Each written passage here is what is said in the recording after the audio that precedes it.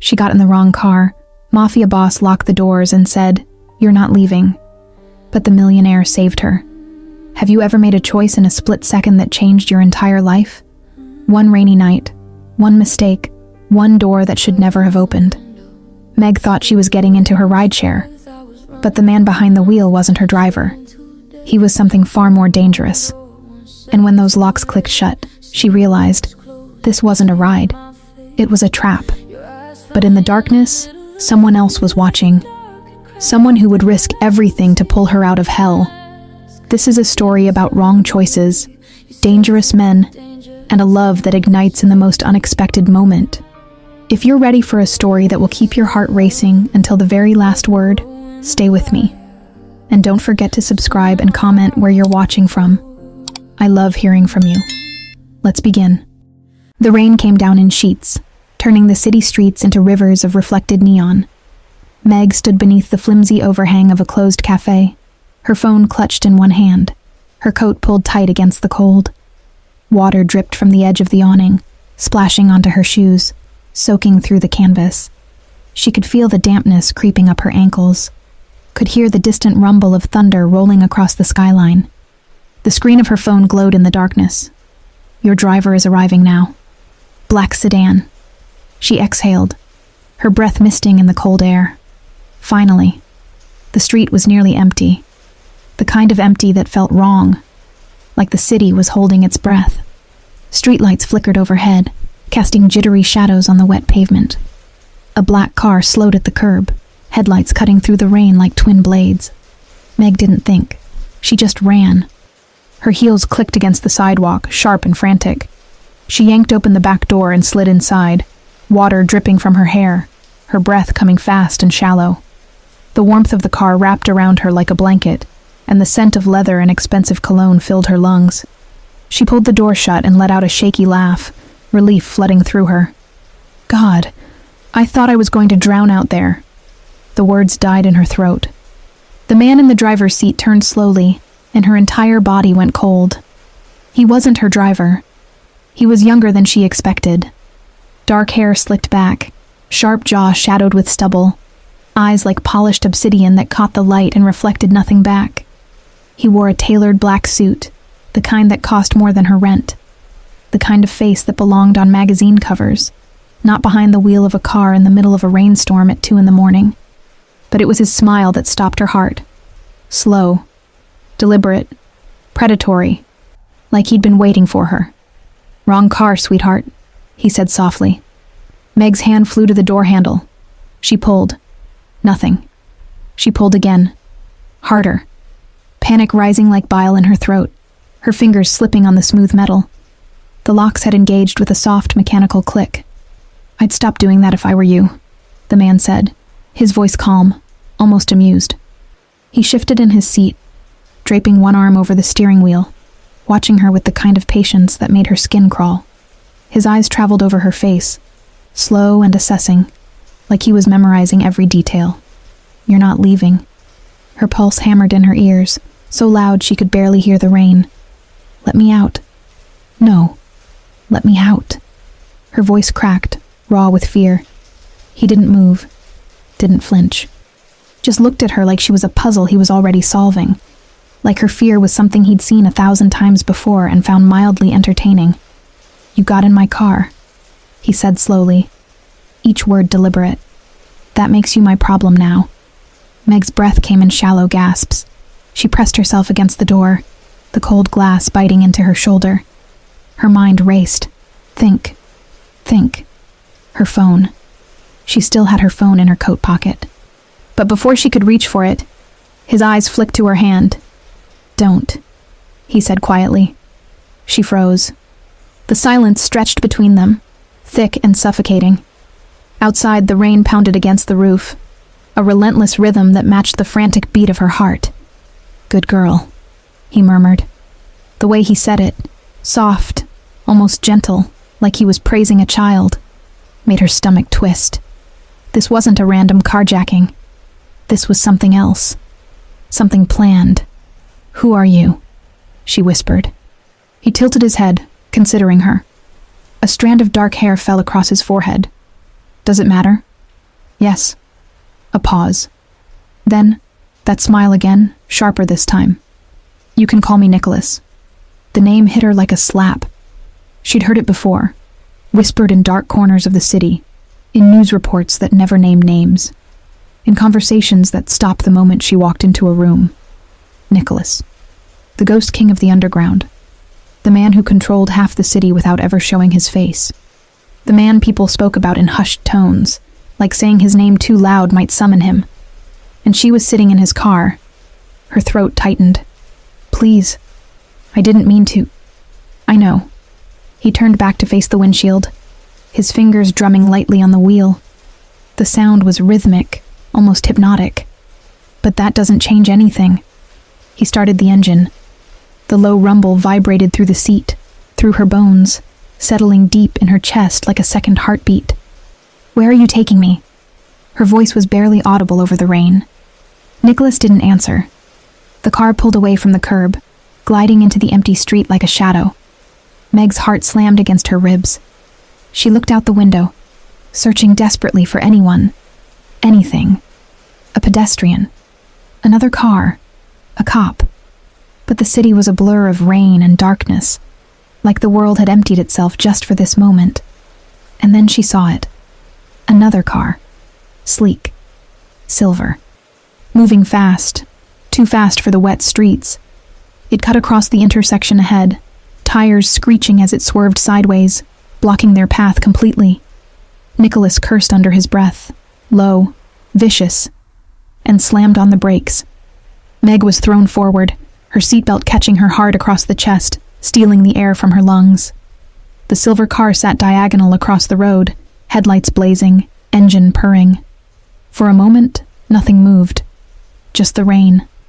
Just the two cars facing each other like gunfighters at dawn. Then the silver car's door opened. A man stepped out. Tall, broad-shouldered. Rain soaking through his white shirt, plastering the fabric to his chest, outlining every muscle beneath.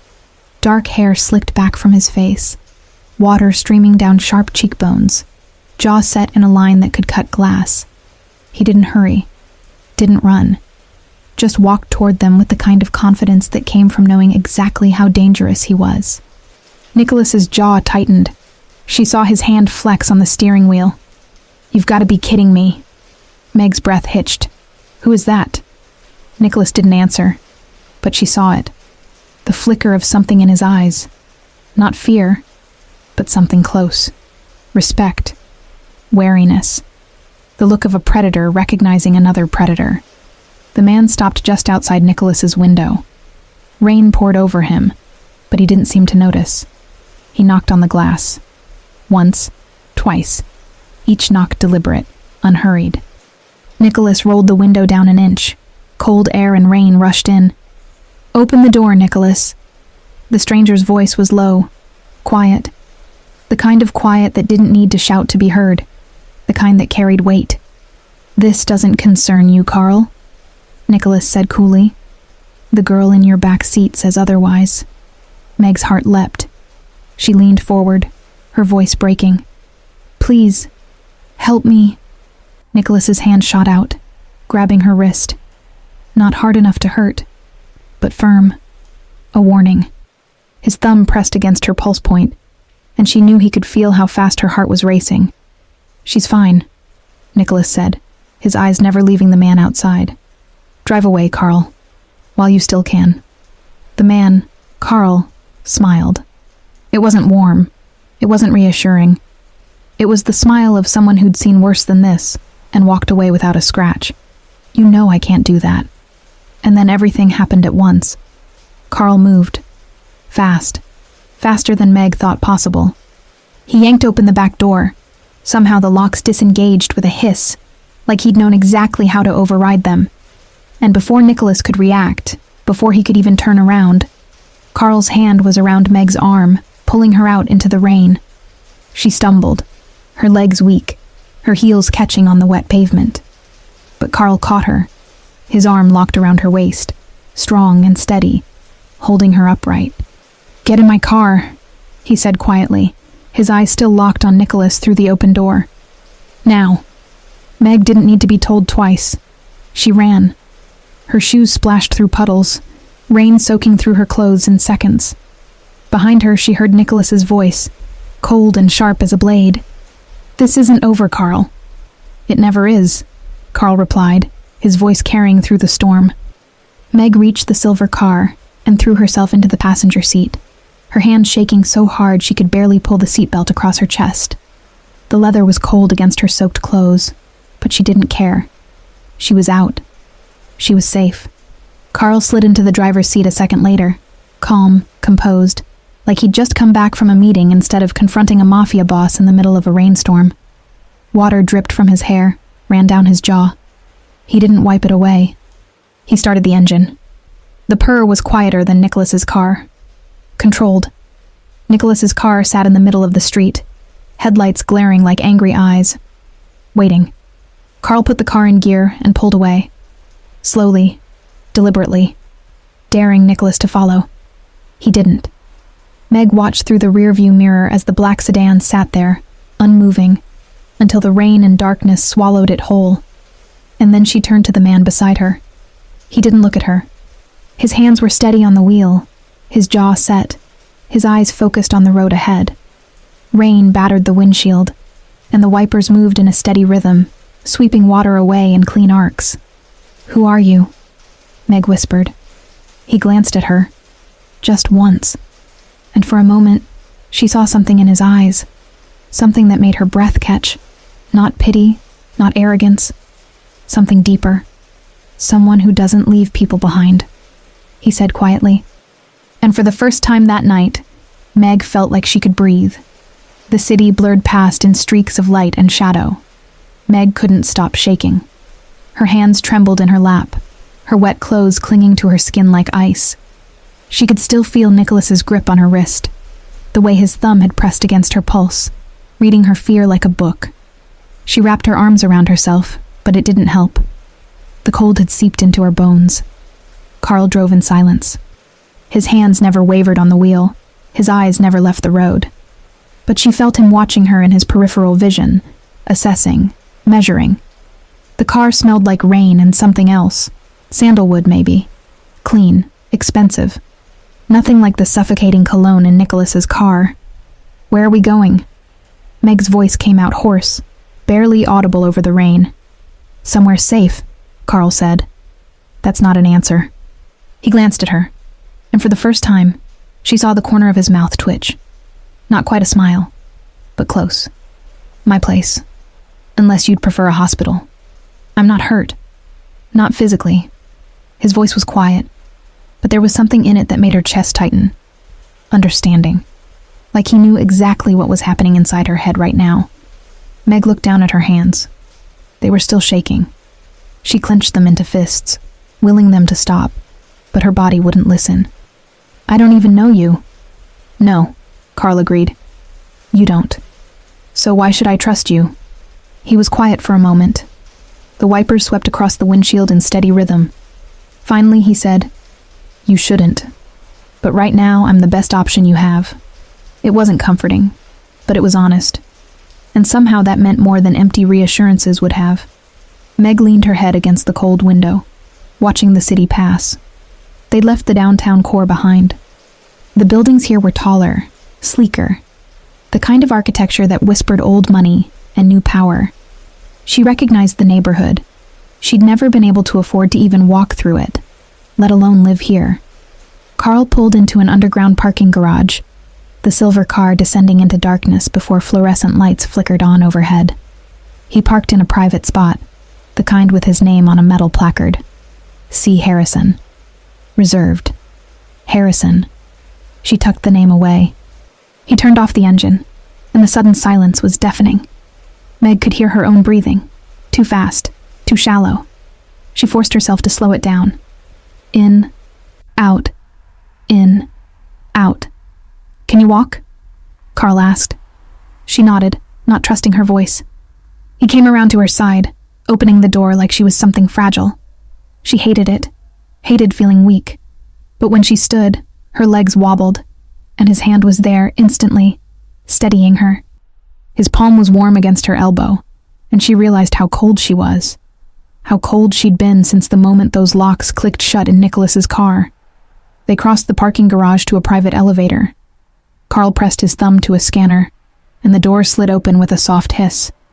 The interior was all glass and polished steel, reflecting their images back at them. Meg barely recognized herself. Hair plastered to her face, mascara smudged beneath her eyes, clothes soaked and clinging. She looked like a drowned thing. Carl, on the other hand, looked like he'd just stepped out of a magazine spread. Even soaked, even with water still dripping from his hair, he looked composed, controlled, like chaos couldn't touch him. The elevator climbed. Meg watched the numbers tick upward. 15, 20, 25. It didn't stop until 42, the penthouse. Of course. The doors opened directly into his apartment, and Meg's breath caught. Floor-to-ceiling windows dominated the far wall, offering a view of the city that looked like something out of a dream. Rain streaked down the glass, distorting the lights into abstract art. The space was massive. Open concept, all clean lines and minimalist furniture. Dark wood, leather, steel accents. Everything looked expensive and untouched, like a showroom no one actually lived in. Bathrooms through there, Carl said, nodding toward a hallway. There are towels. I'll find you something dry to wear. Meg hesitated. She was dripping water onto his pristine hardwood floors, leaving a trail like evidence of a crime. Go, he said, gentler this time. You're freezing. She was. She couldn't stop shivering. The bathroom was larger than her entire bedroom. White marble, rainfall shower, a tub that could fit 3 people. Meg caught sight of herself in the mirror and flinched. She looked exactly how she felt. Terrified, broken, small. She peeled off her soaked clothes, her fingers numb and clumsy. The fabric clung stubbornly, and by the time she'd wrestled everything off, she was shaking so hard her teeth chattered. She grabbed one of the towels, thick, soft, probably worth more than her entire wardrobe, and wrapped it around herself. There was a knock on the door. I'm leaving clothes outside, Carl called. She waited until she heard his footsteps retreat, then cracked the door open. A neatly folded stack sat on the floor. Sweatpants, a hoodie, both far too large for her, but clean and dry. She pulled them on, rolling up the sleeves and the pant legs until she could see her hands and feet again. When she emerged, Carl was in the kitchen. He'd changed too. Dry jeans, a black t-shirt that fit him in a way that made her look away quickly. He was making tea, of all things. The kettle hissed softly. Sit, he said, nodding toward the massive leather couch that faced the windows. Meg obeyed, too tired to argue. She sank into the cushions, pulling her knees to her chest, wrapping her arms around them. From here, she could see the entire city spread out below, a glittering maze of light and shadow. Somewhere out there, Nicholas was still driving. Still looking, maybe. The thought made her stomach twist. Carl appeared with 2 mugs. He handed her one. Chamomile, she realized, the scent rising with the steam. She wrapped her hands around it, letting the warmth seep into her frozen fingers. He sat on the opposite end of the couch, keeping distance between them, respecting her space.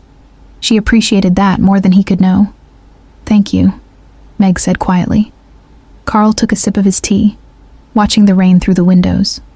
Don't thank me yet. What does that mean? He was quiet for a long moment. Then, you got in Nicholas's car. That's not something people just walk away from. Her chest tightened. I didn't know it was his car. Doesn't matter. He won't see it that way. Carl turned to look at her, and there was something in his eyes that made her breath catch. Not pity. Something harder. You're in his world now, whether you wanted to be or not. I don't want to be in anyone's world, Meg said, her voice sharper than she intended. I just want to go home. Where's home? She gave him the address before she could think better of it. A small apartment in a neighborhood that definitely didn't have private elevators or marble bathrooms. Carl shook his head. You can't go back there. Not tonight. Why not? Because Nicholas knows what you look like now. He'll find you, and when he does... Carl stopped, his jaw tightening. When he does what? Meg pressed. Carl set his mug down on the glass coffee table. Nicholas doesn't like loose ends. You're a witness to something you shouldn't have seen. Getting into his car, seeing his face, hearing his name. That's more information than most people who cross him ever get. And they don't usually live long enough to tell anyone about it. The words hung in the air between them, heavy and cold. Meg's hands tightened around her mug. So what am I supposed to do? Just hide? Forever? No. But you need to be smart. Stay somewhere he can't find you. At least until I figure out what his next move is. And how would you know what his next move is? Carl smiled, but it didn't reach his eyes. Because I know how he thinks. You said his name like you know him. Back there, in the rain. He called you Carl. You called him Nicholas. You know each other. We have history, Carl admitted. What kind of history? He looked at her for a long moment, like he was deciding how much to tell her. Finally, he said, the kind where we've been on opposite sides of things for a very long time. That's not an answer. It's the only one you're getting tonight. His voice was firm, but not unkind. Meg wanted to push, wanted to demand the truth, but exhaustion was crashing over her in waves. The adrenaline that had kept her upright was draining away, leaving her hollow and heavy. You can stay here, Carl said. Guest room's down the hall. Door locks from the inside. You'll be safe. Why are you helping me? The question came out smaller than she intended. Carl stood, picking up his mug. He looked down at her, and for a moment, something flickered in his expression. Something that looked almost like regret. Because someone should have helped me once, he said quietly, and no one did. Before she could respond, he turned and walked toward the kitchen, leaving her alone with her tea and the rain and the endless glittering city below.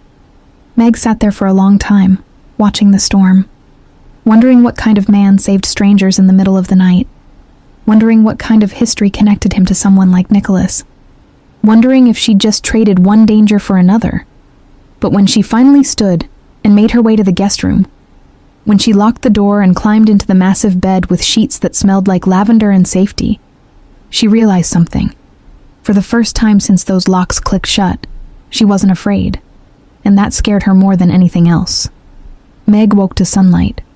It poured through the floor-to-ceiling windows of the guest room, warm and golden, nothing like the cold rain of last night. For a moment, she forgot where she was. The bed was too soft, the sheets too expensive, the silence too complete. Then memory crashed back. Nicholas's smile, the locked doors, Carl's hand pulling her into the rain.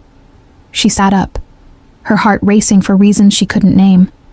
The guest room was beautiful in the daylight. Minimalist like the rest of the apartment, but warmer somehow. Cream walls, a single piece of abstract art, a chair by the window that looked like it had never been sat in. Everything perfect. Everything untouched. She could smell coffee. Meg climbed out of bed, still wearing Carl's oversized hoodie and sweatpants.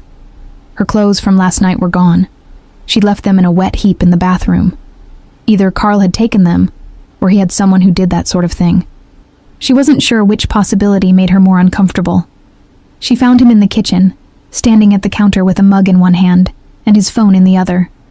He was dressed for business. Charcoal suit, white shirt, no tie yet.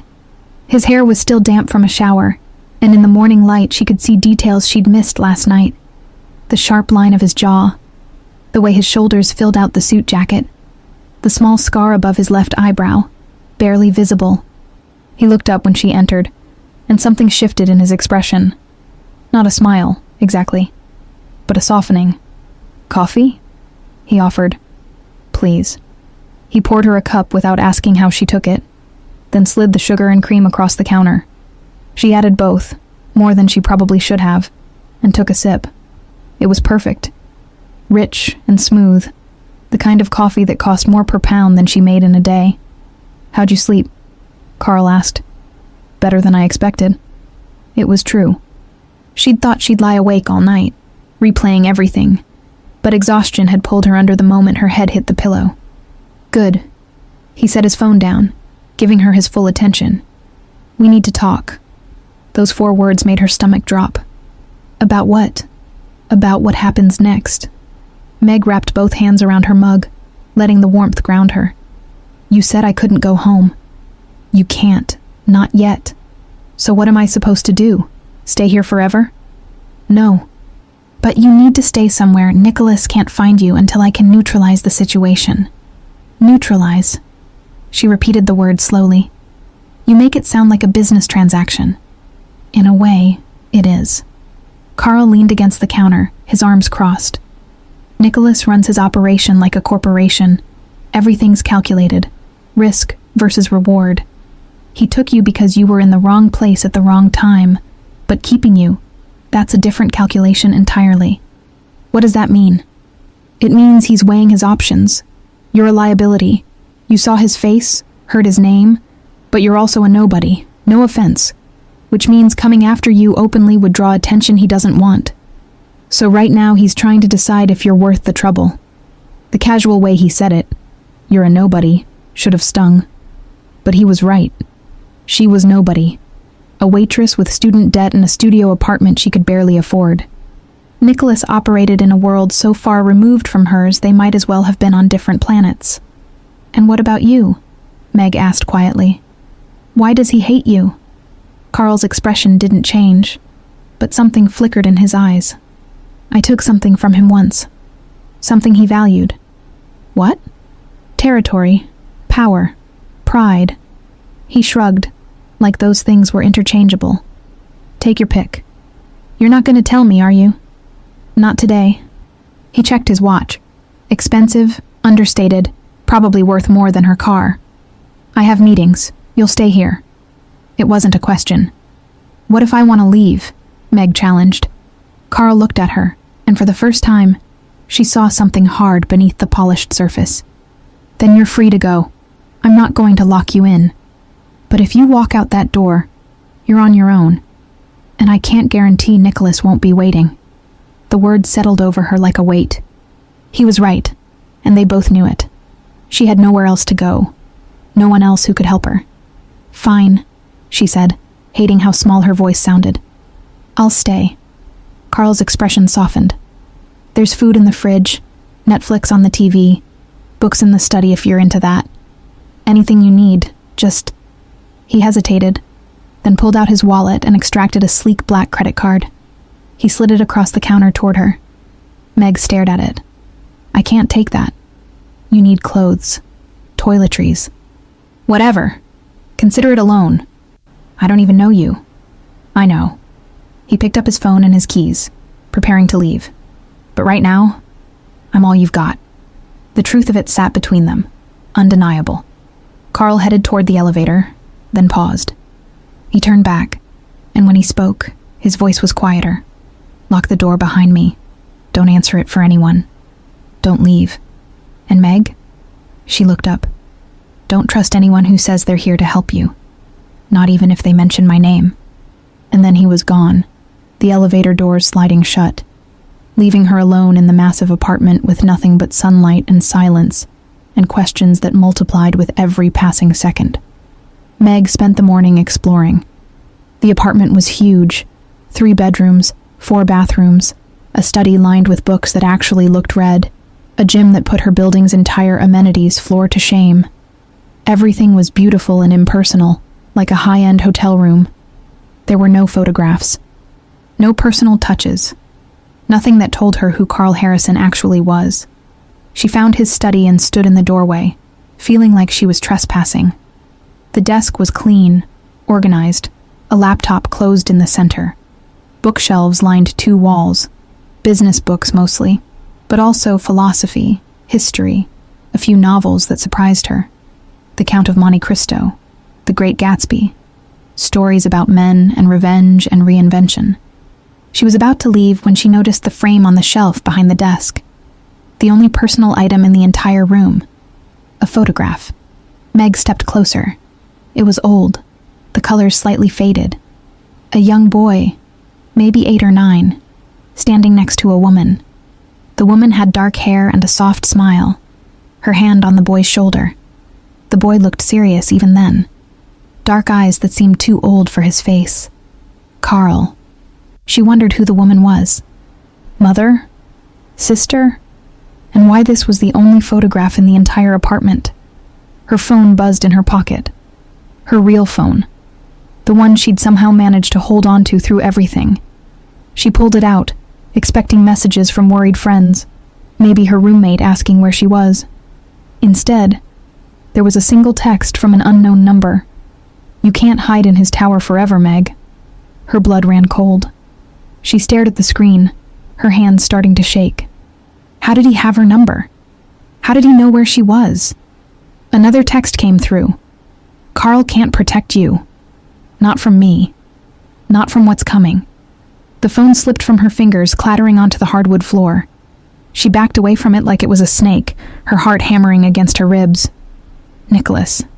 It had to be Nicholas. But how? The elevator dinged.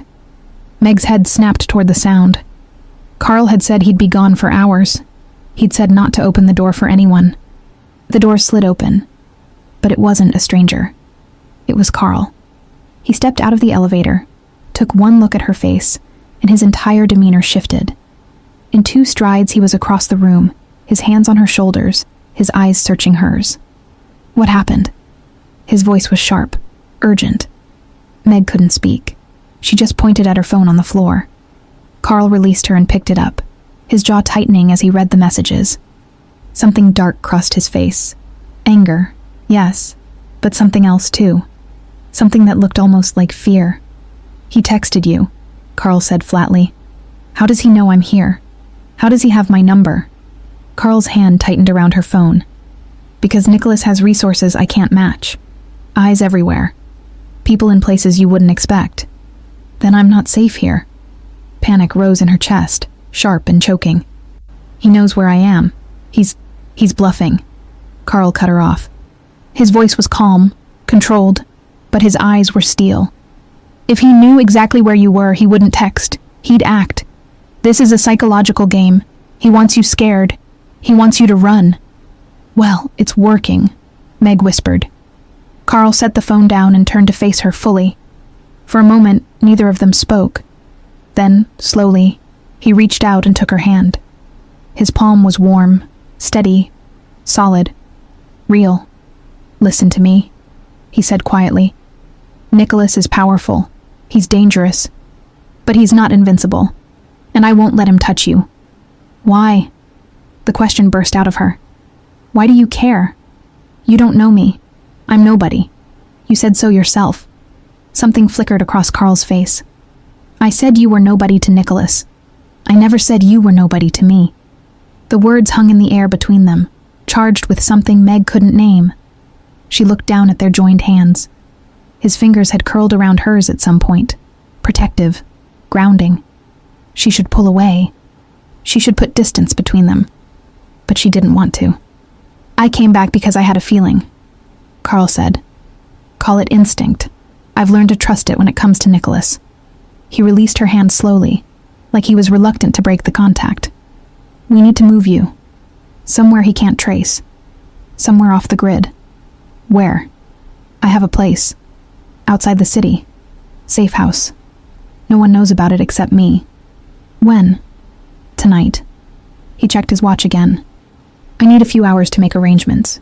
Can you be ready by 6? Meg nodded, not trusting her voice. Carl started toward the elevator, then stopped. He turned back one more time, and when he spoke, his voice was softer than she'd ever heard it. "You're not alone in this, Meg. I need you to know that." And then he was gone again.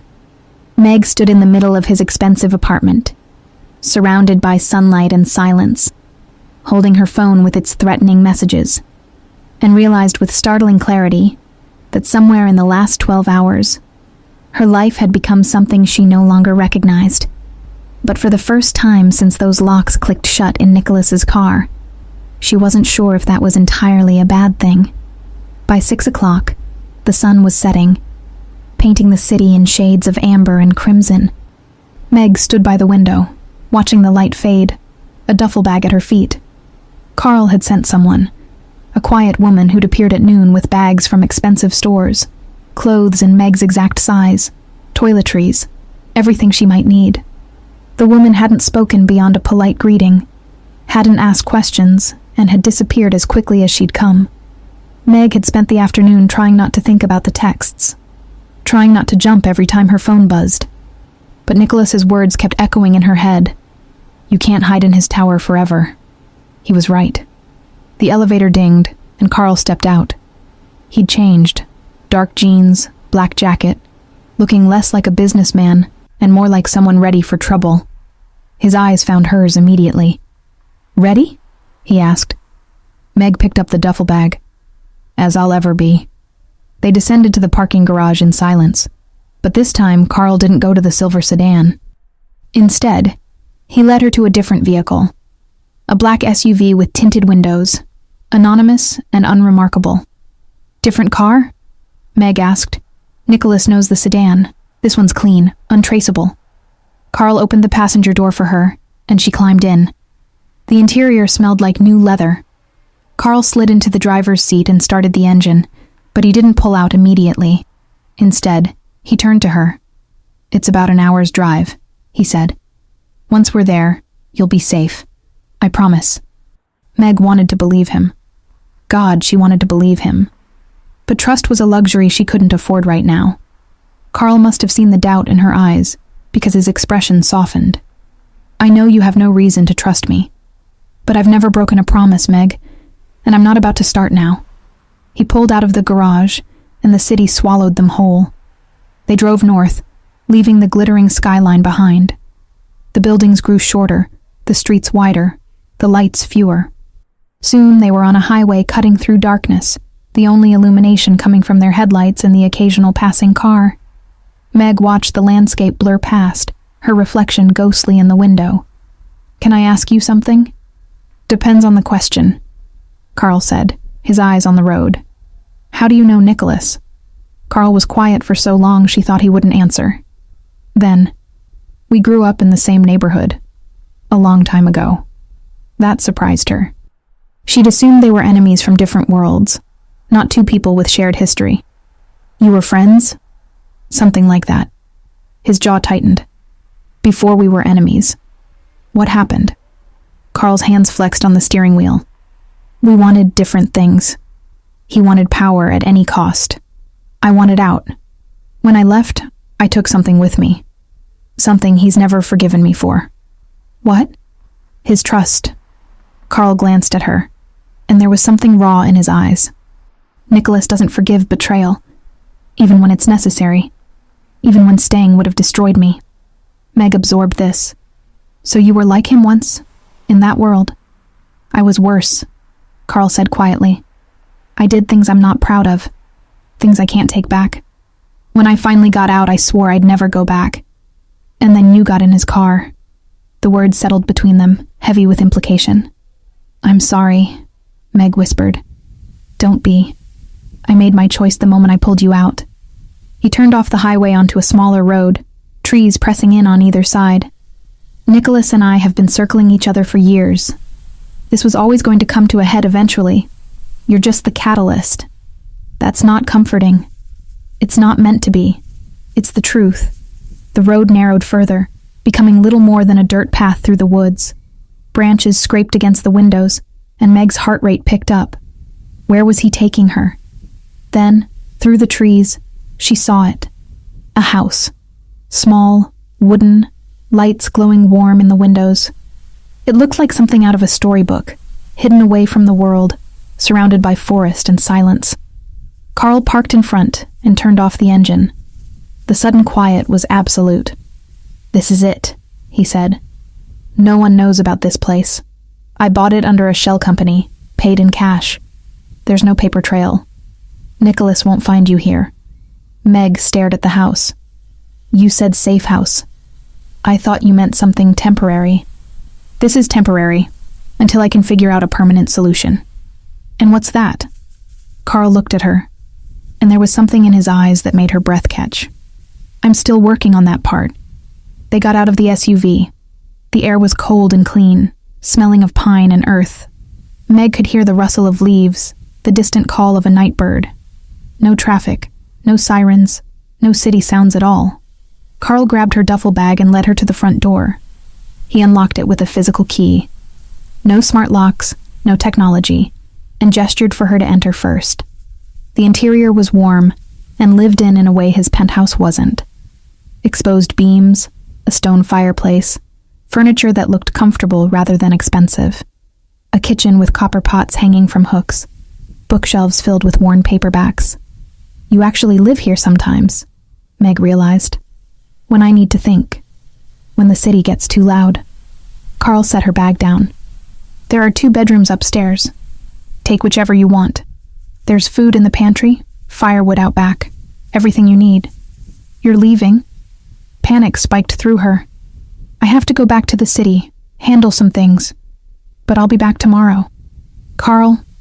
He turned to face her, and suddenly he was close. Closer than he'd been before. She could see the flecks of gold in his dark eyes, could smell the faint scent of his cologne mixed with the night air. You're safe here, he said softly. I swear it. How can you be sure? Because this is the one place in the world that's mine, the one place he can't touch. His hand came up, hesitating for a moment before his fingers brushed a strand of hair away from her face. The touch was gentle, careful, like she was something fragile. I won't let him hurt you, Meg. She should step back, should put distance between them. But she couldn't move, couldn't look away. Why are you doing this? She whispered. Carl's thumb traced her cheekbone, so light she almost didn't feel it. Because when I look at you, I see someone who doesn't belong in this world. Someone who deserves better than to be collateral damage in a war she didn't choose. And when I look at you, I see someone who's trying to convince himself he's not still part of that world. Something flashed in his eyes. Pain, maybe. Recognition. You might be right. They stood there, barely breathing. The space between them charged with something neither of them could name. Meg's heart hammered against her ribs. His hand was still on her face, warm and steady, and she found herself leaning into it without meaning to. Carl's gaze dropped to her lips. Just for a second. Just long enough for her to notice. Then he stepped back, his hand falling away, leaving cold air in its wake. Lock the doors after I leave, he said, his voice rougher than before. Don't answer for anyone but me. I'll call before I come back. He turned and headed for the door, and Meg felt something twist in her chest. Fear? Disappointment? She couldn't tell anymore. Carl, she called out. He stopped, his hand on the doorknob, but didn't turn around. Thank you, she said quietly. For everything. His shoulders tensed. Don't thank me yet. This isn't over. And then he was gone, the door closing behind him, the sound of the SUV's engine fading into the distance. Meg stood in the middle of the cabin, surrounded by warmth and safety, and a silence that felt almost sacred. She touched her cheek where his fingers had been, and realized with startling clarity that she was in more danger than Nicholas could ever pose.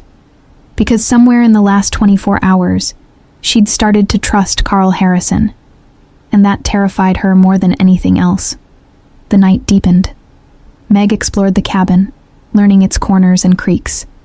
She found a bedroom upstairs with a window overlooking the forest, made up the bed with sheets she found in a closet. Everything was clean, ready, like Carl had prepared this place knowing someday he might need it. She was exhausted, but sleep felt impossible. Her mind wouldn't stop racing. Nicholas's texts, Carl's touch, the way he'd looked at her like she was something worth protecting. Around midnight, her phone buzzed. She grabbed it, her heart in her throat. But it wasn't Nicholas this time. You okay?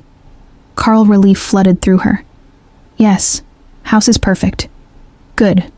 Get some sleep. I'll call in the morning. She stared at the screen, her thumbs hovering. Then, before she could overthink it, she typed, Carl? Yeah? What happens if Nicholas finds me? The 3 dots appeared, disappeared, appeared again. Finally, he won't. But if he does, this time the response was immediate. Then he goes through me first. Meg's chest tightened. She set the phone down and walked to the window, looking out at the dark forest. Somewhere in the city, Carl was driving back to his penthouse. Somewhere else, Nicholas was planning his next move. And here she was, caught between 2 dangerous men. One who wanted to use her, and one who wanted to save her. She wondered which one scared her more. Outside, an owl called. The trees whispered secrets. And Meg stood at the window, watching shadows dance in the moonlight, wondering when her life had turned into something out of a dream, or a nightmare, and if she'd ever find her way back to normal. Deep down, she suspected the answer was no. Normal was gone. The moment those locks clicked shut, the moment Carl pulled her into the rain, normal had died. Now there was only survival. And maybe, just maybe, something that felt dangerously close to hope. Morning came softly to the forest. Meg woke to birdsong and pale sunlight filtering through the curtains, so different from the harsh city mornings she was used to. For a moment, she let herself pretend this was a vacation, that she'd chosen to be here, that the world outside these walls wasn't hunting her. Then her phone buzzed on the nightstand, and reality crashed back. On my way. Should be there by noon. Carl. She exhaled slowly, relief and something else flooding through her. Something she didn't want to examine too closely. Meg spent the morning making coffee in Carl's kitchen, exploring the books on his shelves. She found a worn copy of Jane Eyre and curled up in the armchair by the window, trying to lose herself in someone else's story. But every few pages, her mind would drift. To Nicholas's cold smile, to Carl's hand on her face, to the impossible situation she'd stumbled into. At 11:30, she heard the sound of tires on gravel. Her heart jumped. She stood, the book falling from her lap, and moved to the window. The black SUV rolled to a stop, and Carl emerged, carrying paper bags from what looked like a deli. He looked tired, shadows under his eyes, his usual composure slightly frayed around the edges. Meg met him at the door. "You look exhausted," she said by way of greeting. Carl's mouth quirked. "Good morning to you too." He held up the bags. "I brought lunch. Hope you like sandwiches." They ate at the small kitchen table, and for a while it felt almost normal. Carl told her about the city, carefully editing out anything related to Nicholas. Meg talked about her life before. Her job, her roommate, the classes she'd been taking at night trying to finish her degree.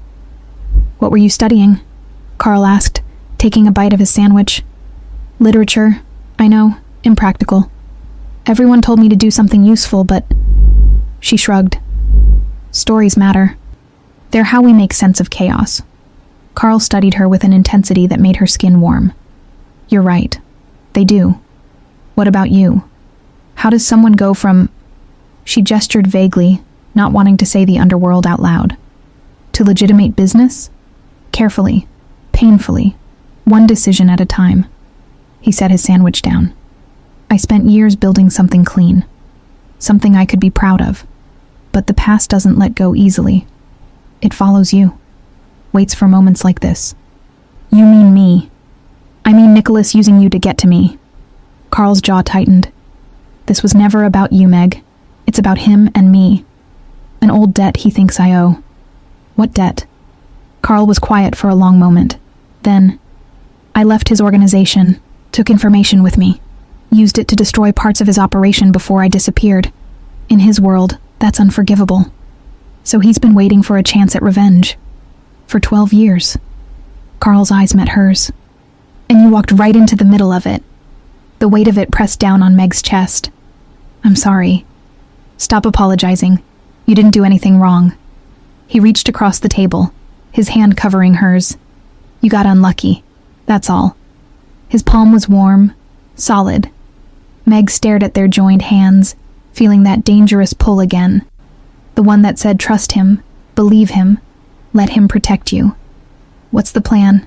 she asked quietly. "I can't hide forever." "No, but I'm working on something. A way to end this that doesn't..." He stopped, his hand tightening on hers. "Doesn't what?" "Doesn't get you killed." The bluntness of it stole her breath. Carl pulled his hand back, running it through his hair, frustration evident in every line of his body.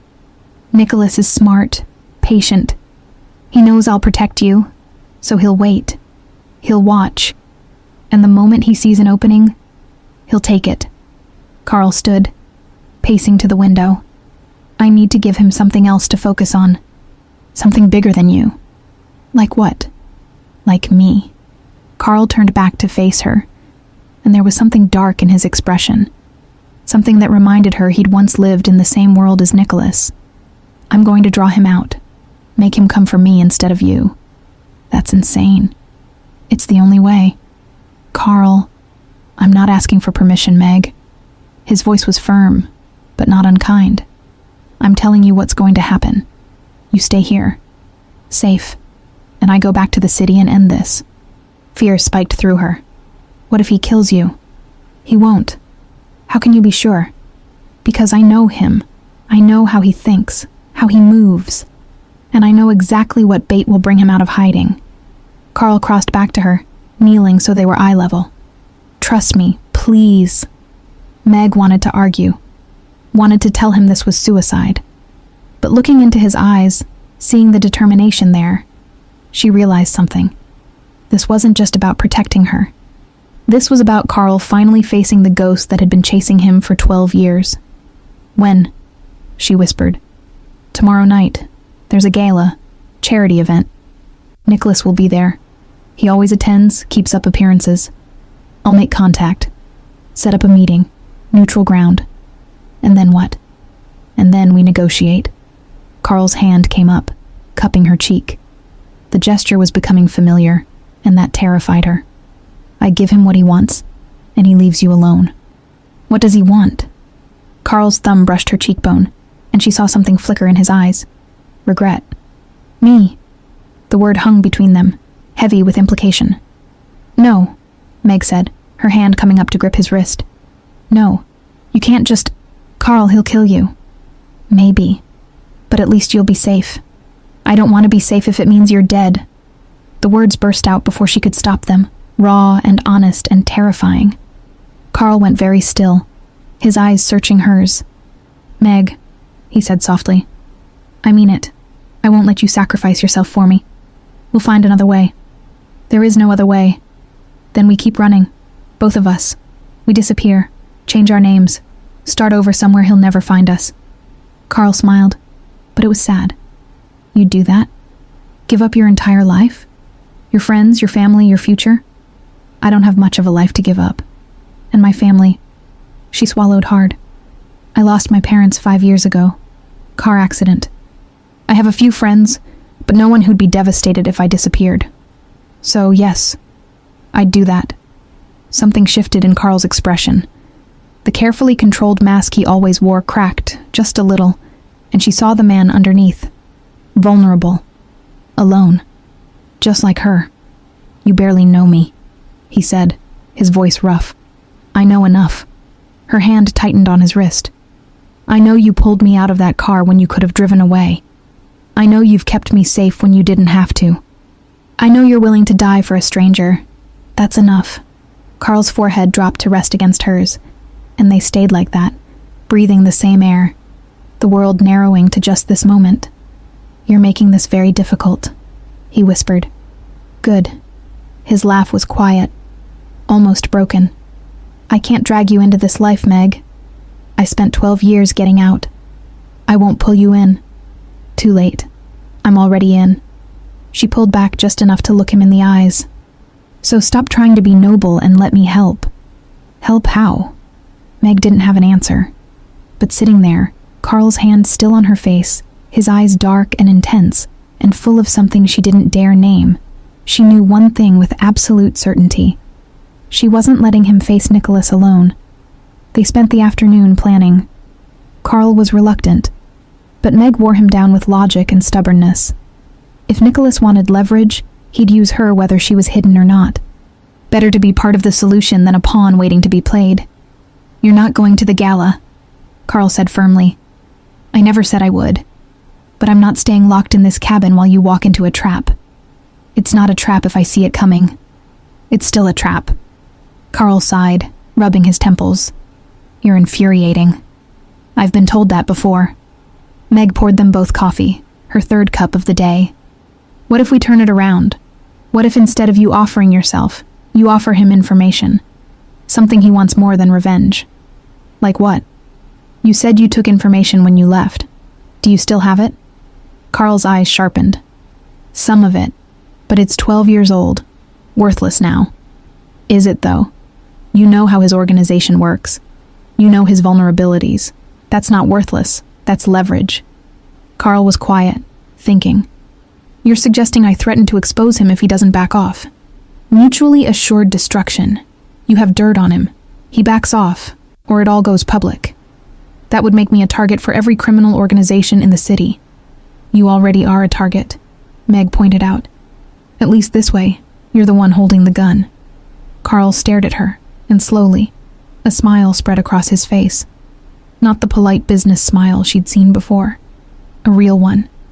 It transformed him, made him look younger, less haunted. You're brilliant, he said. Heat crept up Meg's neck. I read a lot of thrillers. No, you're strategic.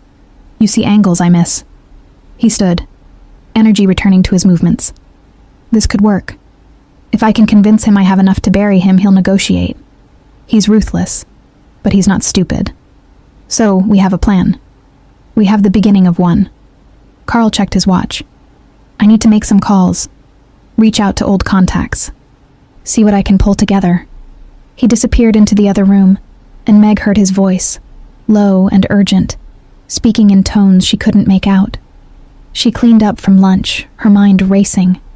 For the first time since this nightmare started, she felt like maybe, they had a chance. When Carl returned an hour later, his expression was grim. What's wrong? Meg asked. Nicholas moved faster than I expected. He's already making noise, asking questions about you. About where I might hide someone. Meg's stomach dropped. Does he know about this place? No, but he's getting close. We might have less time than I thought. How much time? Carl met her eyes. Maybe 48 hours. Maybe less. The walls suddenly felt closer. The forest less like protection and more like a cage. Then we move fast, Meg said, forcing steel into her voice. We contact him first. Set the meeting on our terms. Carl nodded slowly. Tomorrow. I'll send word through back channels. Neutral location. Public enough to be safe. Private enough to talk. And me? You stay here. Non-negotiable. Meg wanted to fight him on it, but she saw the fear beneath his determination. He was terrified. Not for himself, but for her. And that realization settled something in her chest. Okay, she said quietly. I'll stay. But Carl? Yeah? Come back to me. The words hung in the air, more intimate than she'd intended. Carl crossed the room in 3 strides, and before she could process what was happening, his hands were framing her face, and his lips were on hers. The kiss was soft, gentle, nothing like the violence and chaos that had thrown them together. It tasted like coffee and desperation, and promises neither of them could keep. When he pulled back, his forehead rested against hers, his breath warm on her skin. I will, he whispered. I swear. And Meg closed her eyes, letting herself believe him, even though she knew better than to trust promises in a world this dark. Carl left before dawn. Meg woke to the sound of the SUV's engine fading into the distance, and she knew without checking that he was gone. He'd left a note on the kitchen counter, his handwriting sharp and precise. Stay inside. Don't answer the door. I'll call when it's done. See.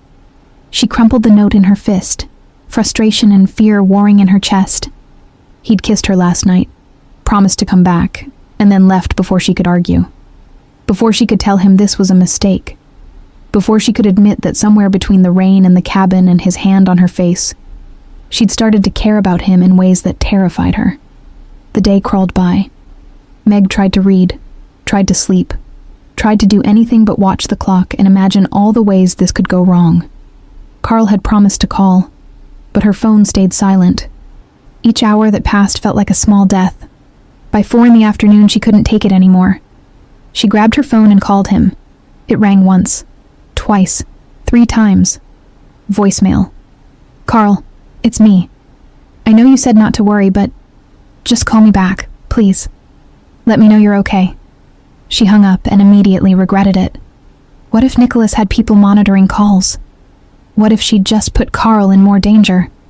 But before she could spiral further, Her phone buzzed. Can't talk. Meeting in 2 hours. We'll call after. Carl relief flooded through her, followed immediately by fresh anxiety. 2 hours. In 2 hours, Carl would be face to face with Nicholas, trying to negotiate his way out of a war that had been brewing for over a decade. And she was stuck here, helpless. Meg paced the cabin, her mind refusing to settle.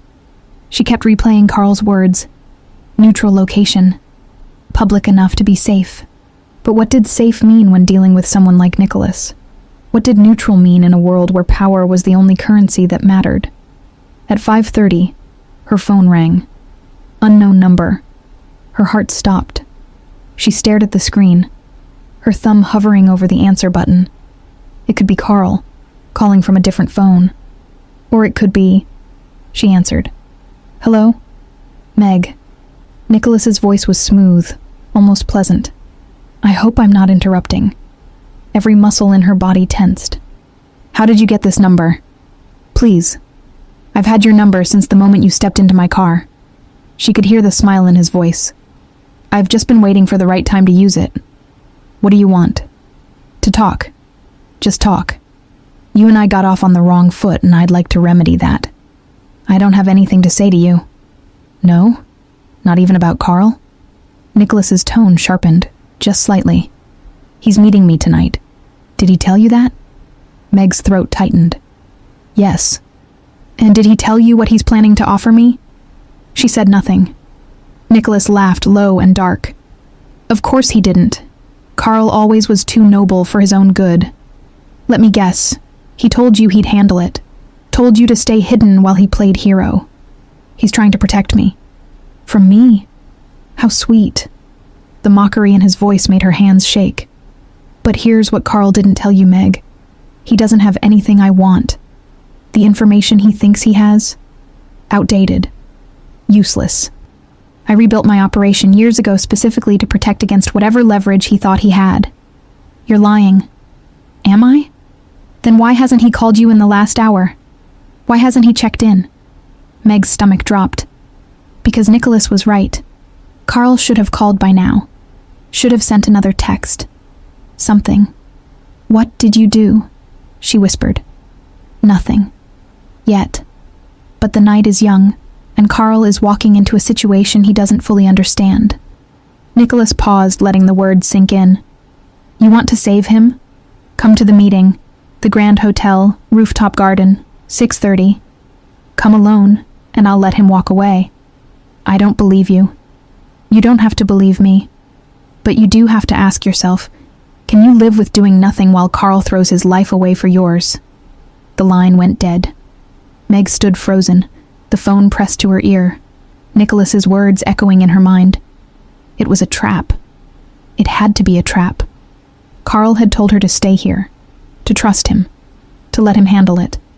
But what if Nicholas was telling the truth?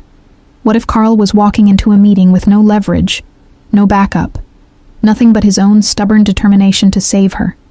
She looked at the clock. 6 o'clock, 30 minutes. The Grand Hotel was 45 minutes away. Meg grabbed her coat. She drove Carl's SUV like a woman possessed, pushing the speed limit, her heart hammering the entire way. She knew this was stupid. Knew Carl would be furious. But the alternative, sitting in that cabin while he walked into an ambush, was impossible. Nicholas wanted her? Fine. She'd give him exactly what he wanted. The Grand Hotel rose against the darkening sky, all glass and steel and old money. Meg parked in the garage and took the elevator to the top floor, her hands shaking so badly she could barely press the button. The rooftop garden was beautiful. String lights hung between trellises, casting everything in a soft golden glow. Plants and flowers created natural walls, intimate spaces within the larger area.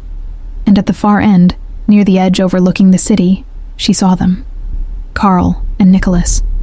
They stood 10 feet apart, two predators circling, tension crackling in the air between them. Carl's back was to her, but she could see the rigid set of his shoulders, the controlled fury in every line of his body. Nicholas faced her direction, and when he saw her emerge from the elevator, his smile was triumphant. Right on time, Nicholas said. Carl spun around, and the look on his face, shock, anger, fear, made Meg's chest tighten. "Meg, what the hell are you doing here?" His voice was low, dangerous. "He called me, said you were in trouble. And you believed him?" Carl closed the distance between them in 2 strides, his hands gripping her shoulders. "I told you to stay at the cabin. I told you. I know what you told me, but I couldn't just sit there while—" She broke off, her eyes finding Nicholas over Carl's shoulder. "While you walked into this alone." Nicholas slow clapped, the sound mocking. "How touching. Young love conquers all." "Shut up," Carl snarled, not taking his eyes off Meg. "You need to leave, right now." "I'm afraid she can't do that." Nicholas's voice carried across the rooftop, casual and cold. "See, I invited her here for a reason. This negotiation? It's not about information, Carl. It's not about the past. It's about evening the scales." Carl turned slowly, positioning himself between Meg and Nicholas. "What are you talking about? You took something from me 12 years ago. Not just information. You took my reputation, my credibility. You made me look weak." Nicholas took a step closer, hands in his pockets, relaxed and confident. "So now I take something from you. Something you care about. Fair trade." Understanding dawned on Carl's face. This was never about letting me negotiate. No. This was about making you watch while I take her. While I show you that leaving my organization didn't make you safe. Didn't make the people you care about safe. Nicholas smiled. "You want it out of my world? Fine. But you don't get to have happiness too. That's the price." Meg's blood ran cold. Carl's hand found hers, gripping tight. "Over my dead body," Carl said quietly. "That can be arranged." And then everything happened at once. Men appeared from the shadows, 4 of them, moving fast. Nicholas must have had them waiting. Carl shoved Meg behind him, his body a shield, but there were too many. Hands grabbed her arms, yanking her backward. She screamed, fought, but they were too strong. "Let her go." Carl's voice was raw, desperate. He lunged, but one of Nicholas's men hit him, hard, across the face. Carl stumbled, and Meg's heart shattered at the sight of blood on his lip. "Stop!" She twisted in the grip of her captor. "Stop, please!" Nicholas walked forward slowly, surveying the scene like a director admiring his work. "This is how it ends, Carl. You watch her disappear. You live with that, and you remember. This is what happens when you betray me." Carl's eyes met Meg's, and she saw everything in them. Rage, desperation, love. "I'm sorry," he whispered. "Don't." Tears streamed down her face. "Don't apologize, just—" But she never finished the sentence. Because Carl moved.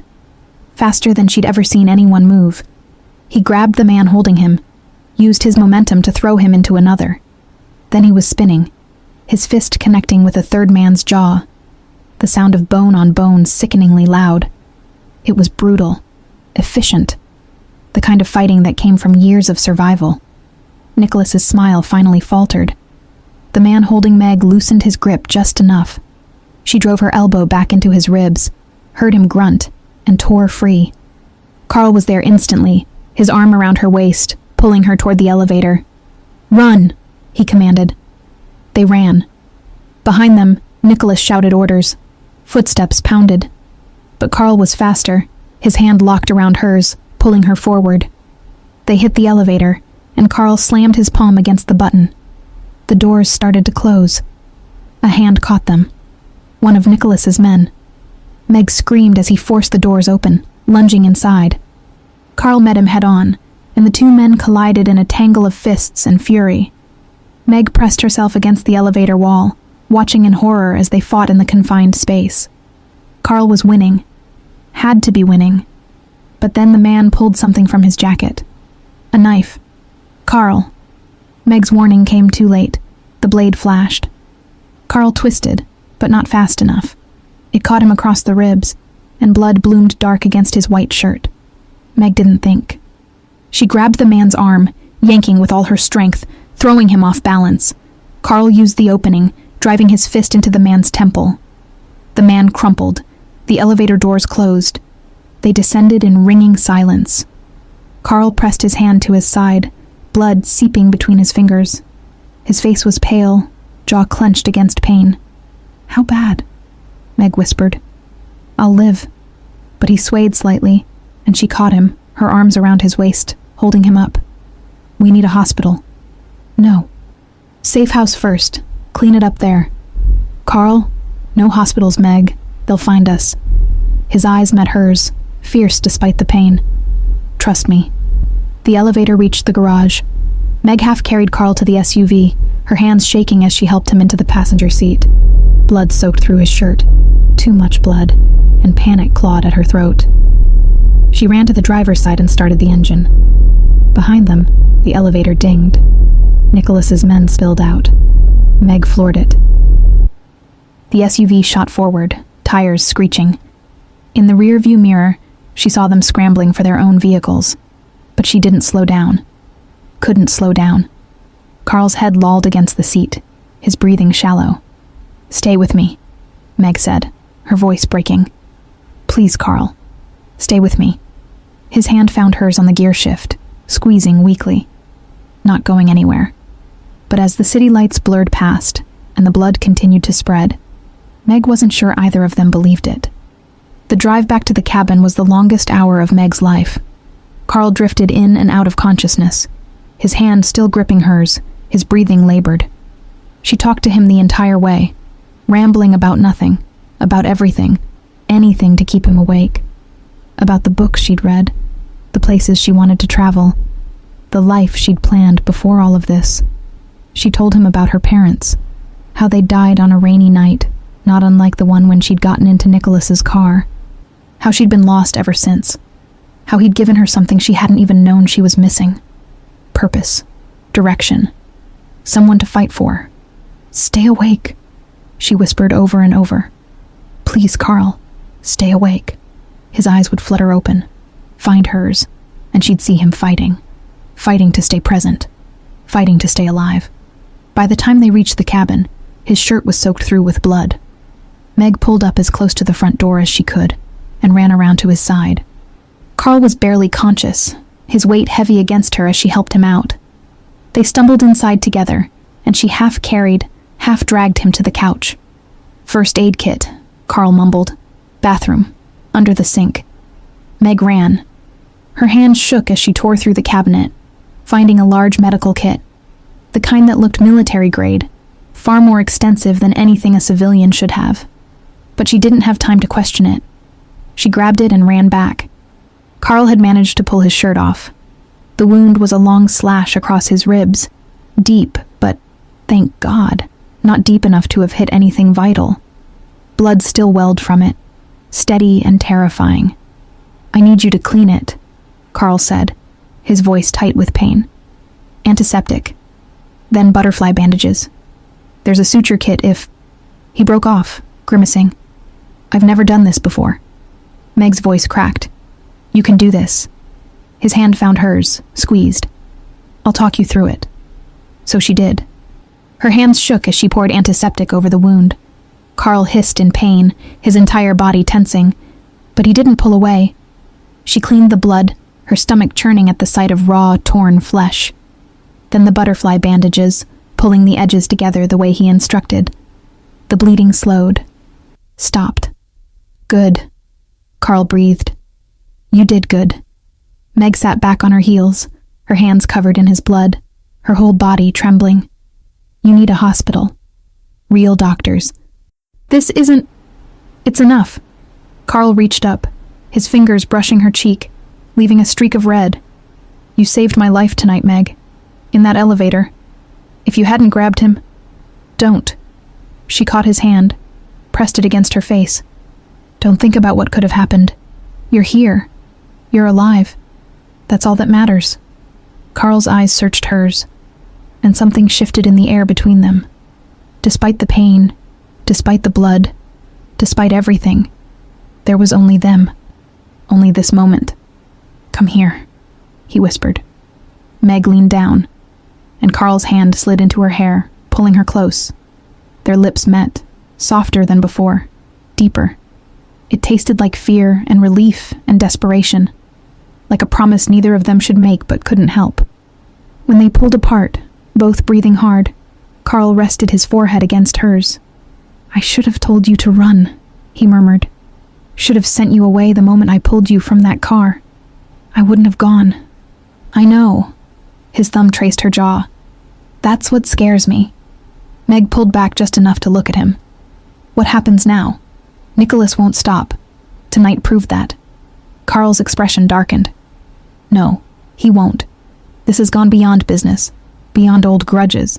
He wants blood now. Mine, yours, both. So we run.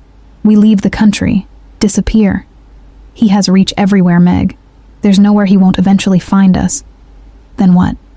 Frustration and fear made her voice sharp. "We just wait for him to kill us?" "No." Carl sat up slowly, wincing, but determined. "We take the fight to him." "Carl, listen to me."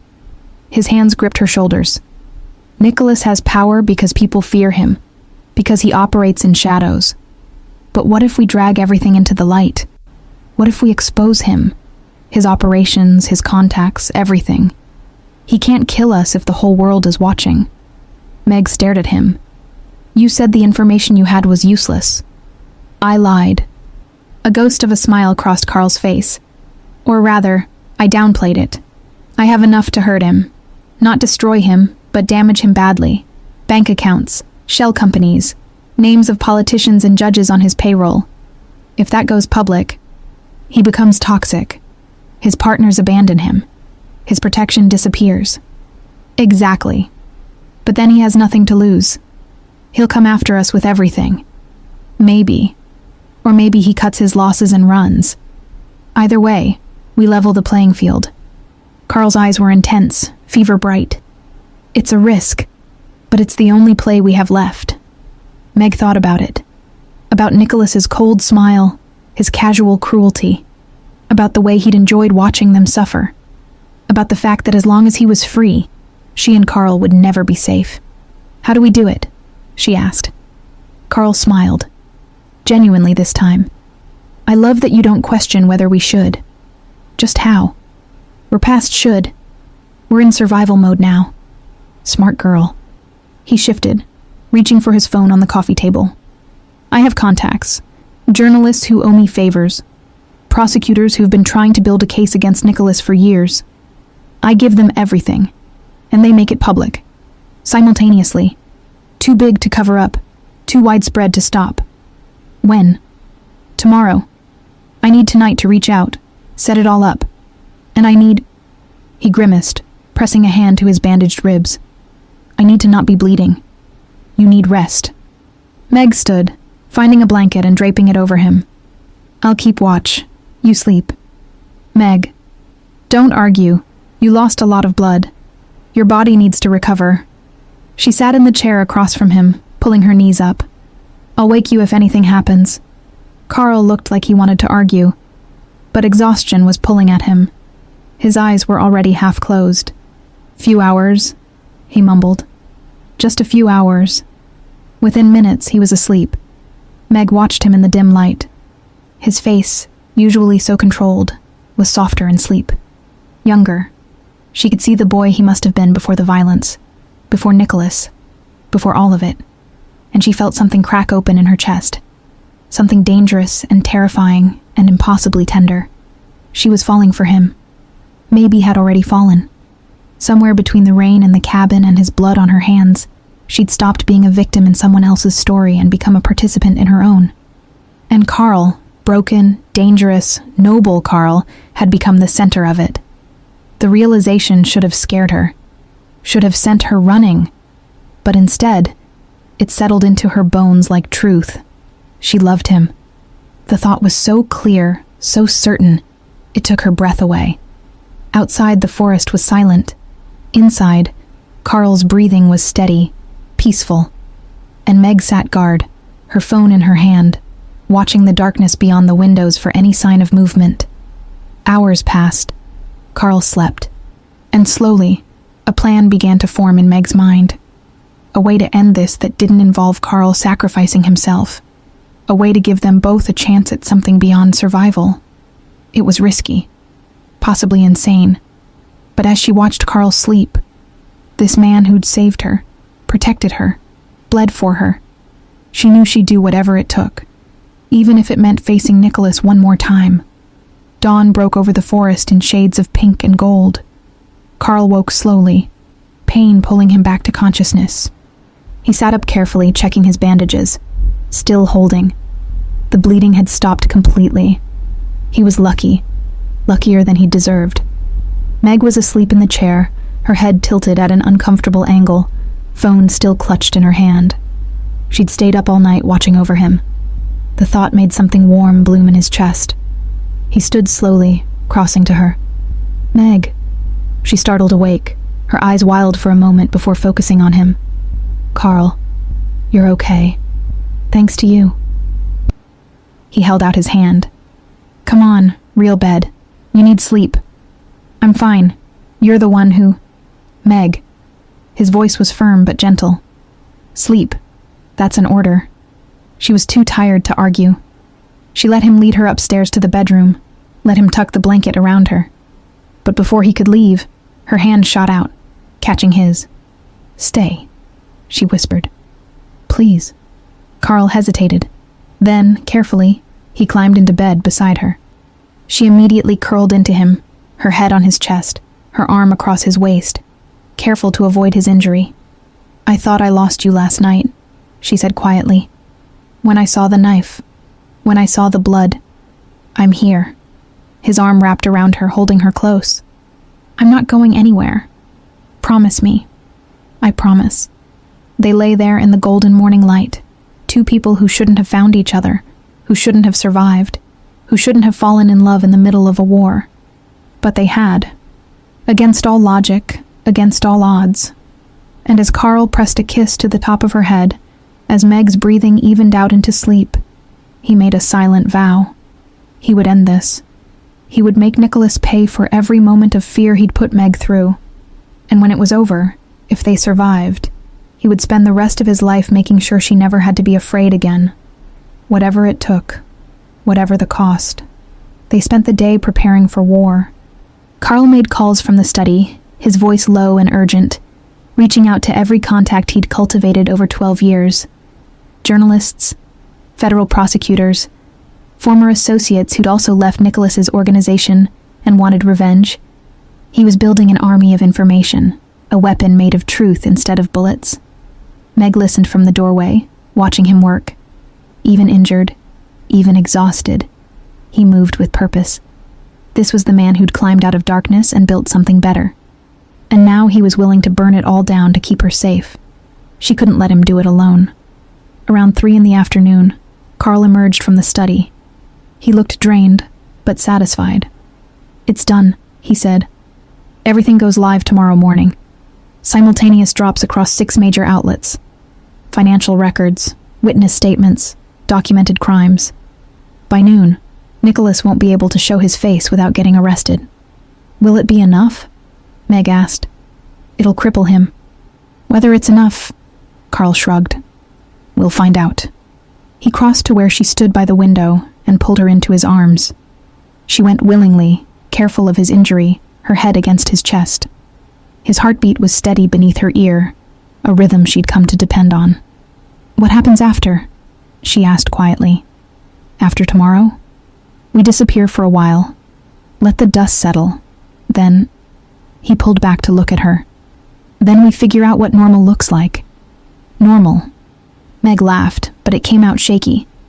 "I don't even remember what that is." "Neither do I. But maybe we can figure it out together." His hand cupped her face, thumb brushing her cheekbone. "If you want to.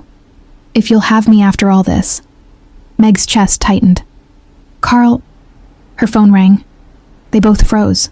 Unknown number. Again. Carl's jaw clenched. "Don't answer it." But Meg's hand was already moving. Because if Nicholas was calling, it meant something had changed. And she needed to know what. She answered. Put it on speaker. "Hello, Meg." Nicholas's voice was smooth, but there was an edge to it. "I hope I'm not interrupting." "What do you want?" Carl demanded. "Ah, Carl. Good. You're both there. That makes this easier." Nicholas paused, and they could hear the smile in his voice. I wanted to congratulate you. Setting up this little media blitz? Clever. I almost didn't see it coming. Carl's eyes went cold. How? I have eyes everywhere, remember? Including on the journalists you've been contacting, the prosecutors, the banks. Did you really think I wouldn't notice? Nicholas laughed. You've gotten soft, Carl. The man I knew would never have made such an obvious move. If you know, why call? Meg asked. Why not just stop it? Because I already have. Or rather, I've made sure that when your little exposé drops tomorrow, it'll be accompanied by something even more interesting. Evidence of Carl's past crimes, his time in my organization, murders he committed, money he laundered, all documented, all verifiable. Carl's face went white. You kept records. Insurance. I always keep insurance on people who leave. Call it a hobby. Nicholas's voice hardened. So, here's how this works. Your information goes public. Mine goes too. We both lose. Or, and this is the option I prefer, you call off your attack dogs, and I let you both live. You disappear. Change your names. Build a new life somewhere I'll never find you. And we call this even. Silence fell over the cabin. Meg looked at Carl, saw the calculation in his eyes. He was weighing options, measuring risks. She knew what he was thinking. If Nicholas had evidence of his past, going public would destroy him. He'd go to prison. Everything he'd built would crumble. But if they backed down, Nicholas won. And they'd spend the rest of their lives looking over their shoulders. There's a third option, Meg said quietly. Both men went still. What option? Nicholas asked, curiosity clear in his voice. Meg met Carl's eyes, silently asking permission. He looked confused but nodded slowly. I turn myself in, Meg said. To you, willingly. You let Carl go, destroy whatever evidence you have, and I come with you. No more running, no more fighting. No. Carl's voice was sharp, immediate. Absolutely not. Meg, darling, Nicholas purred. That's very noble. But what makes you think you're valuable enough to make that trade? Because this was never about me, Meg said, her voice steady despite her racing heart. It was always about Carl, about making him suffer. And what would make him suffer more than watching me choose to go with you? The silence that followed was deafening. Meg, don't do this, Carl said, his hand gripping her arm. Don't you dare. She has a point, Nicholas mused. Watching you lose someone you care about, truly care about, not just protect, that's worth more than any revenge I could take directly. I'll kill you, Carl said flatly. If you touch her, I will hunt you to the ends of the earth and I will kill you. Maybe, but you'd have to find me first. Nicholas's voice shifted, becoming businesslike. All right, Meg, you have a deal. Midnight, the warehouse on 5th and Morrison. You show up alone. I destroy the evidence on Carl. He gets to live his clean life.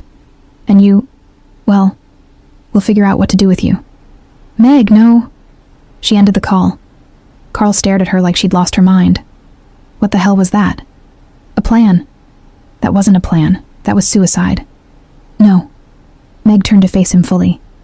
That was the only way to get him in the open. To get him to let his guard down. He thinks I'm sacrificing myself, which means he'll be confident. Overconfident. Understanding slowly dawned on Carl's face. You want to trap him. I want to end this. Tonight. No more waiting for evidence to drop. No more wondering if he'll come after us. We finish it. Carl ran a hand through his hair, pacing. It's too dangerous. If something goes wrong, then we improvise. But Carl... She caught his arm, stopping him. We can't live like this.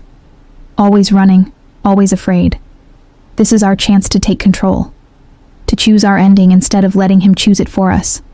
He looked at her for a long moment, and she saw the war in his eyes. Fear, admiration, love. You're insane, he finally said. I learned from the best. Despite everything, Carl laughed. It was short, almost broken, but real. Then his expression turned serious. If we're doing this, and I can't believe I'm saying this, we do it smart. Backup plans, escape routes, and you wear a wire. Everything he says gets recorded. Deal. And Meg? He pulled her close, his forehead against hers. You stay alive. Whatever happens, whatever it takes, you stay alive. Promise me. She kissed him, soft and deep and full of everything she couldn't say. When she pulled back, her eyes were shining. I promise. But you have to promise me the same thing. Deal. Midnight approached like a storm. They'd spent hours preparing. Carl had called in favors, people who owed him, who hated Nicholas, who were willing to help. The warehouse would be surrounded, but from a distance. Close enough to intervene if needed, far enough not to spook Nicholas. Meg wore a wire taped between her breasts, the microphone no bigger than a button. Carl had checked it 3 times, his hands gentle but thorough. They'd gone over the plan until she could recite it in her sleep. Now, sitting in the SUV 3 blocks from the warehouse, reality was setting in. You don't have to do this, Carl said for the 10th time. Yes, I do. Meg checked her watch. 11:50. This is the only way. Carl grabbed her hand, lacing their fingers together. I'll be listening to everything. The second something feels wrong, I'm coming in. I know. I mean it, Meg. I don't care about the plan. I don't care about evidence. You're more important. She turned to look at him. This man who'd become her entire world in a matter of days. I love you, she said simply. I should have said it earlier, but I'm saying it now. I love you, Carl. His eyes went soft, vulnerable. I love you too. Which is why I'm terrified. Good. Use that. Channel it. Because we're going to win tonight. She leaned over and kissed him one more time. See you on the other side. And then she was out of the SUV, walking toward the warehouse, her heart pounding, but her step steady. The building loomed ahead, dark and abandoned. She pushed through the side door, and it swung open with a rusty creak. Inside was cavernous. High ceilings, exposed beams, shadows that seemed to move in the dim light filtering through broken windows. Hello? Her voice echoed. Right on time. Nicholas stepped out of the shadows, impeccably dressed as always. He was alone, or appeared to be. I appreciate punctuality. I'm here. Now let Carl go. All business. No pleasantries. I like it. Nicholas circled her slowly, assessing. You really would sacrifice yourself for him, wouldn't you? How deliciously tragic. The evidence, Meg pressed. Destroy it, now. Nicholas pulled out his phone, tapped a few buttons, then turned the screen to show her. A file being deleted, then another, then a confirmation message. All copies destroyed. There, done. Carl is free. Nicholas pocketed the phone. Which means you're mine now. Meg's skin crawled, but she kept her voice steady. What happens now? Now? Nicholas smiled. Now you tell me everything Carl's been planning. Every contact, every backup plan, every little detail. And then, well, we'll see if you're more useful alive or dead. I said I'd destroy the evidence on Carl. I said nothing about letting you live. Nicholas's smile turned cold. Did you really think I'd keep my word? To someone who walked into my car by mistake and ruined months of planning? Meg's heart raced. This was it. The confession. She needed him to say more. What planning? Carl was getting too comfortable. Too clean. I needed leverage to pull him back in. Make him remember what he is. What he'll always be. Nicholas stepped closer. You were supposed to be that leverage. A random girl easily controlled. But then you became something more. And that I can't allow. Why not? Because Carl doesn't get a happy ending. Nicholas's composure cracked, fury bleeding through. He doesn't get to leave, build an empire, find love, while I'm still cleaning up the mess he made. He doesn't get redemption. Not while I'm alive to stop it. So this was always about jealousy, Meg said quietly. About the fact that he got out and you didn't. Nicholas's hand shot out, gripping her throat. Not hard enough to choke, but enough to threaten. Careful, girl. And then the lights came on. Blinding, bright, flooding the warehouse. Nicholas spun, and Meg saw his face contort with rage as he realized they weren't alone. Carl stood in the doorway, flanked by 2 men in FBI jackets. More agents poured in from side entrances, and in Carl's hand, a phone, screen glowing. "Every word," Carl said quietly. "Recorded, transmitted. You just confessed to conspiracy, kidnapping, attempted murder." Nicholas's hand tightened on Meg's throat. "I'll kill her. Right now. You know I will. Then you die too. Look around, Nicholas, you're surrounded. You have 1 move left. Let her go and surrender." For a long moment, nobody moved. Meg could feel Nicholas's pulse racing through his palm, could see the calculation in his eyes. Fight or flight, pride or survival. Finally, his hand dropped. Meg stumbled forward, and Carl was there, catching her, his arms steel bands around her. She buried her face in his chest, breathing him in, feeling the reality of alive, safe, together wash over her. Behind them, agents swarmed Nicholas, reading him his rights.